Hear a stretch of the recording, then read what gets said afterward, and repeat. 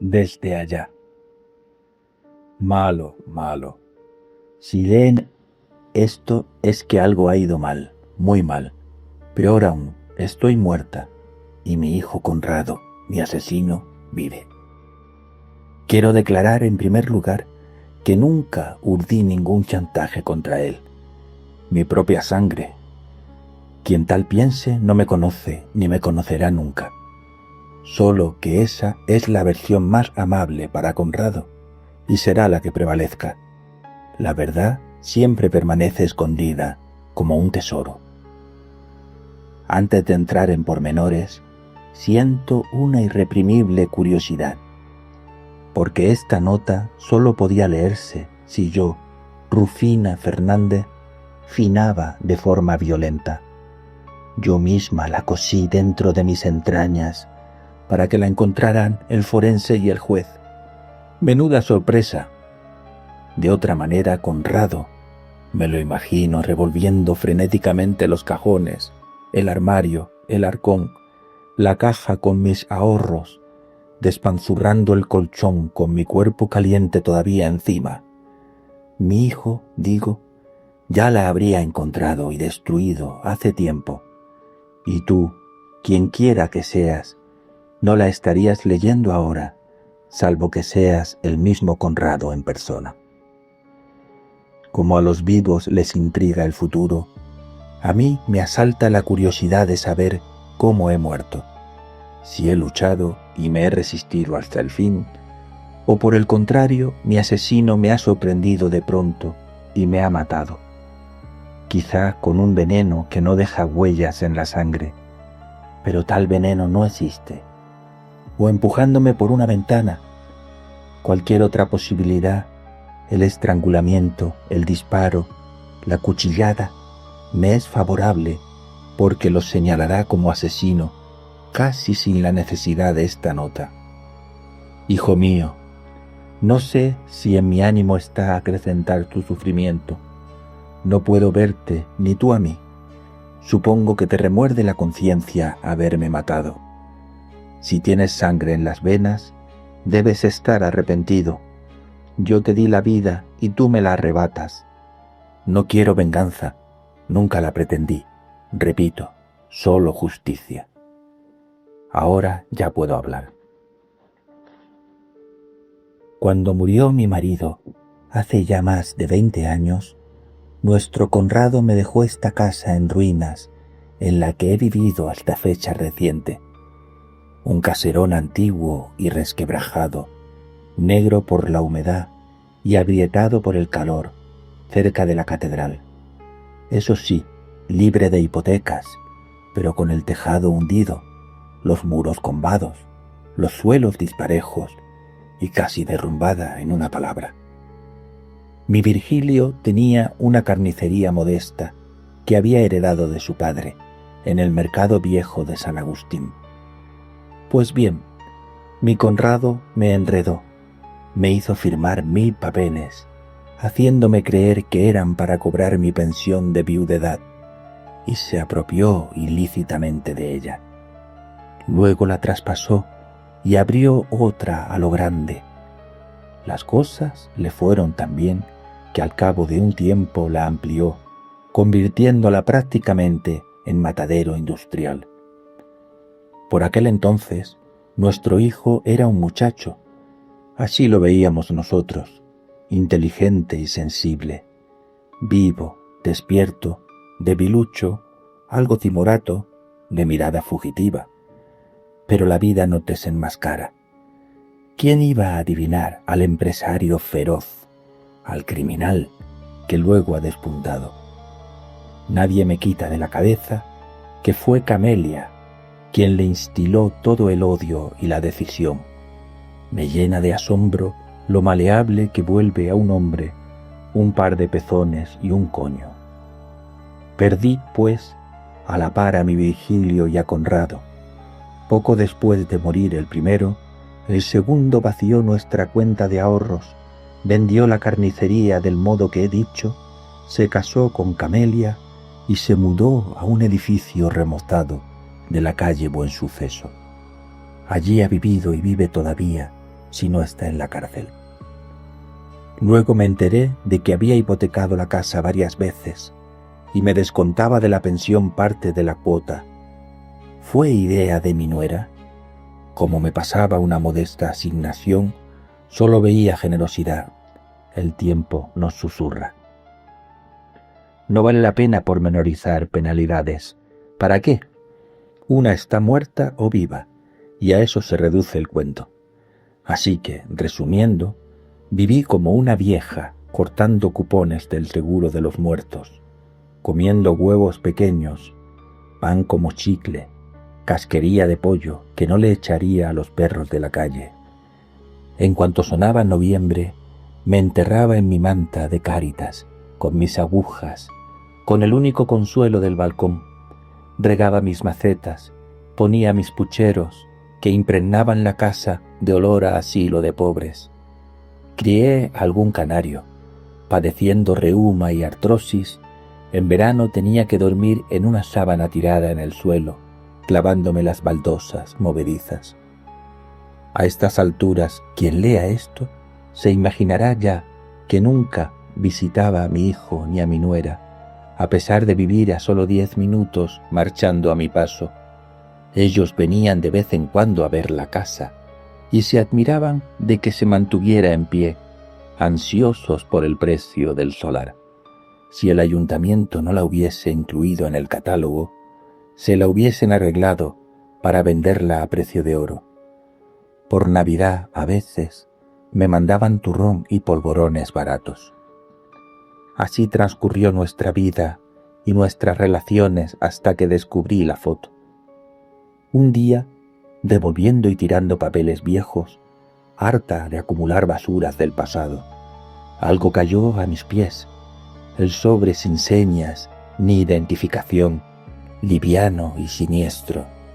Cometí la imprudencia de abrirlo, y desde entonces mi vida se deslizó entre el delirio y la muerte. No voy a describir la fotografía de Conrado, no sabría.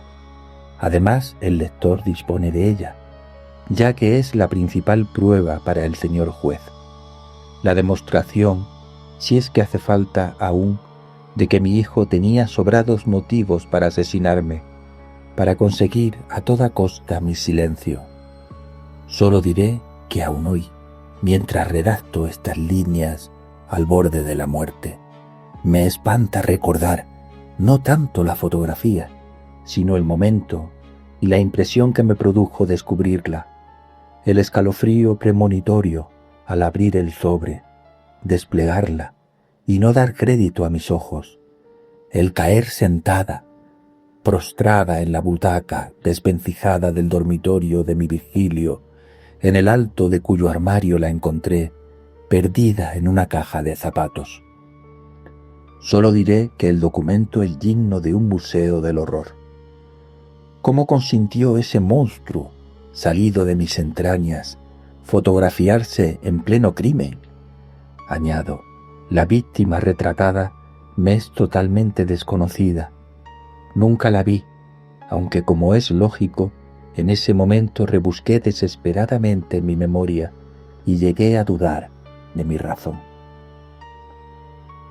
Era el final de la tarde de un día sofocante y yo estaba completamente sola.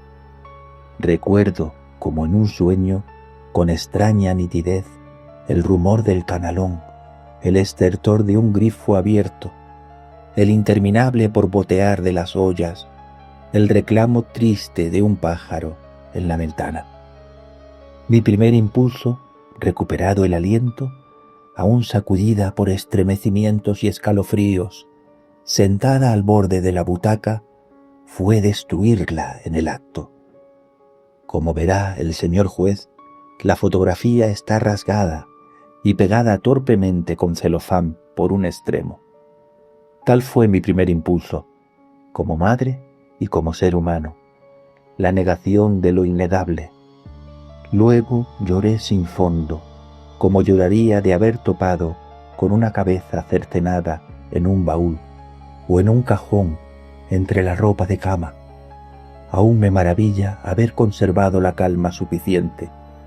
¿De dónde saca una las fuerzas para no salir inmediatamente corriendo, bajar las escaleras y gritar agitando aquello por las calles?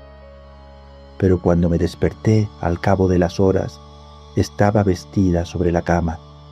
Pasaba ya la medianoche y la fotografía yacía vuelta a su sobre dentro de mi bolso. Una calma increíble flotaba en la habitación. El mundo estaba deshabitado. El aire quieto, muerto y estancado como en una tumba. Yo sonreía como una demente en su mundo fantasmagórico. Ya no dormí. Por la mañana me vestí, hice las maletas y me presenté en la casa de Conrado y Camelia como la dueña y señora en adelante de sus vidas. Qué sorpresa, estupor y pánico se pintó en sus caras al verme, y qué regocijo en la mía. No hizo falta decir nada. Por supuesto, Camelia lo sabía todo. Yo comprendí al punto que aquello era el secreto inconfesable y antiguo de su dominio sobre Conrado y sobre la casa. El crimen debió suceder poco antes de la muerte de mi Virgilio. Sea como fuere, ambos lo sabían todo. Sobraban los aspavientos y las explicaciones. Bastó un rápido y agónico cruce de miradas, el atropello trémulo de los saludos, falsos como las sonrisas de los bandidos, los gestos acogedores, preñados de desconfianza y de odio, para comprender y aceptar la nueva situación. Desde el primer instante fui, pues, dueña y señora. Ordené sin objeciones ni límites.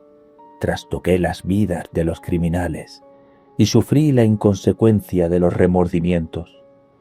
Yo era, pues, cómplice o más bien juez y verdugo, o ambas cosas. Si por mi silencio comprado era lo primero, por los padecimientos, humillaciones y torturas a los que sometí a los culpables, me elevé a lo segundo. Saboreé las delicias de la venganza, a la par que la satisfacción de la justicia. Podía haber sido una cosa sin la otra. Hay papeles, momentos y circunstancias en la vida en que el bien y el mal aparecen inextricablemente entrelazados, y destruir uno es aniquilar el otro. Ahora comprendo cómo se sienten y se han sentido siempre, desde que el mundo es mundo, los poderosos. La fuerza reviste de calma y lucidez cada instante y cada acto, como de un halo de horror. Yo me daba cuenta de cada detalle, en cada gesto del sufrimiento lacerante y continuo de Conrado y Camelia, y cuantos más esfuerzos hacían ellos para disimularlo, más descarnado faltaba a mis ojos. También comprendí que cada minuto, cada segundo que pasaba en aquella casa, mi vida corría serio peligro. Llegados a este punto, ¿qué importaba?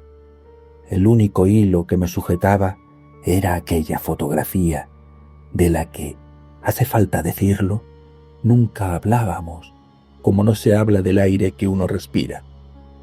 De sobra sabíamos que mi caída los arrastraría conmigo.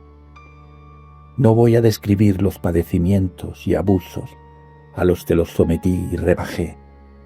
Baste, como botón de muestra, que obligué a mi hijo y a mi nuera a traspasarme de inmediato la titularidad de todas las cuentas, la casa, el negocio, el coche, los muebles, las joyas. Todo, hasta el último alfiler de aquella casa, pasó ipso facto a mi propiedad. Desde el primer día ocupé la habitación más espaciosa, cómoda, clara y aireada, la única con balcón. Transformé el segundo dormitorio exterior en una salita para mi uso exclusivo y los obligué a recluirse en la cocina, a encastrar su rimbombante camastro de matrimonio, sin cabecero, en el cuartito de la plancha. En vez de armario ropero, Ahora usarían una caja de embalar y en lugar de sillón, un taburete desvencijado. Cualquier decisión o gasto, por trivial que fuera, debía obtener mi aprobación, y ay de ellos si me contrariaban en lo más mínimo. Por supuesto, no hizo falta explicarlo. En adelante comeríamos y viviríamos por separado, como señores y criados, cada uno en su área de la casa. Ordené hacer llaves para las habitaciones interiores, incluidos la despensa y los baños, y cambié las de la puerta de la calle, el portal y el buzón, obligándolos a tocar el timbre, pero solo una vez, cada vez que llegaban como extraños, y esperar. Lo mejor era que siempre estuviese uno de ellos en la casa para abrir la puerta y atender al teléfono. Nuestros horarios no podían coincidir. Conrado y Camelia, ahora mis criados, debían levantarse con el sol y preparar las habitaciones y airearlas, caldearlas, ordenarlas, limpiarlas. Luego prepararme el desayuno, servirme el café con leche, que me gusta muy cargado, y los tejeringos recién hechos, espolvoreados con azúcar, en cuanto yo me levantaba. Quedaba sobreentendido que yo no tenía que avisarlo. Eran ellos quienes debían estar pendientes de mí, de mis pasos, mis carraspeos, mis necesidades. Y así fue durante muchos meses. Recuerdo cómo irrumpía en la próspera carnicería de Conrado para revisar las cuentas, la furia contenida, el bochorno mal disimulado con que me recibía delante de sus clientes. Solo yo tenía la llave de la única caja. Mi firma era imprescindible para cualquier pago.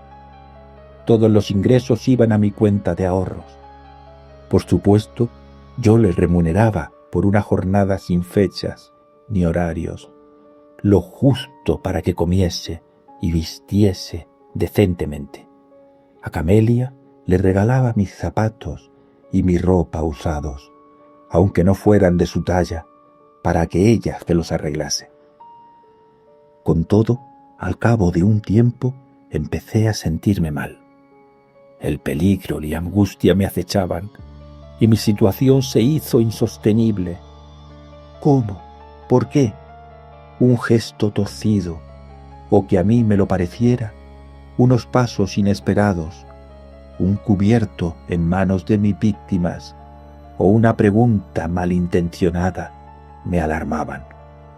Poco a poco me fui dejando llevar por el pánico, hasta el extremo de no dormir, de sentarlos a mi mesa para cerciorarme de que comían y bebían de los mismos platos, la misma jarra y la misma botella que yo. Compré un dogo, un animal sucio que se pasaba la noche gruñendo bajo mi cama revuelta, al pie de mi lámpara encendida. En todas partes y a todas horas descifraba sus maquinaciones criminales. Los oía cuchichear tras las puertas, enmudecer en cuanto advertía mi presencia. Descubría las sutiles huellas de sus registros, cada vez más descarados, en mis cajones, en mi bolso y en mi armario. Sorprendía sus miradas heladas, sus sonrisas inquietantes. Y cometí el error fatal de intentar atraérmelos. En cuanto ellos lo advirtieron, se lanzaron sobre mí. Cierta noche daba vueltas en mi cama cuando resonó un golpetazo en mi puerta. El dogo dormía seguramente narcotizado. La casa yacía en el silencio. ¿Quién es? La puerta retumbó frenética y entonces abrí. Conrado me apartó y fue a repantigarse en mi cama. Me miró durante 1 minuto o 2. Dio con el tacón en el hocico del perro. Sonrió y volvió a salir silbando al corredor. Mi nuera lo aguardaba en las tinieblas. Hace días que vivo encerrada con mi perro muerto. Al fin he tomado la decisión. En cuanto cicatrice un poco la herida, les daré lo que buscan. Temo a Conrado, el brillo de los ojos de mi nuera, la endeblez de la tinta.